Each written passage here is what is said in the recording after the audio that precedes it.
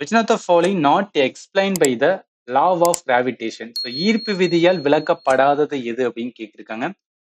முதல் statement, artificial satellite revolving around the earth. செயற்கைக்கோள்கள் பூமியை சுற்றுவது, அதாவது லா ஆஃப் கிராவிடேஷன் ரெண்டுத்துக்கு ஃபோர்ஸ் அதை ஐடென்டிஃபை பண்ணதுக்கு அப்புறம் தான் நம்ம செயற்கைக்கோள்களை என்ன பண்ணோம், அனுப்ப ஆரம்பிச்சோம். அப்ப அதை பத்தி என்னன்னா கண்டிப்பா இது வந்து சொல்லுது, ஈர்ப்பு விதி வந்து கண்டிப்பா சொல்லுது. Electrostatic attraction between two charged bodies, அதாவது என்ன மின்சுமையை பத்தி இது வந்து சொல்றதுக்கான ரீசனே கிடையாது, ரைட்டா? அதனால இந்த கொஸ்டினுக்கு ஆன்சர் வந்து பி தான் வரும். கடல் அலைகள், அதாவது டைட்ஸ் எல்லாம் வருதுல்ல, ஸோ அதெல்லாம் கிராவிடேஷன் வந்து பேசும். ஏன்னா ஈர்ப்பு விசையினால தானே அந்த டைடே வருது. புவிக்கும் நிலவுக்கு இடையே இருக்கிற ஈர்ப்பு விசையினால தான் அந்த டைடு வந்து பார்க்க முடியுது.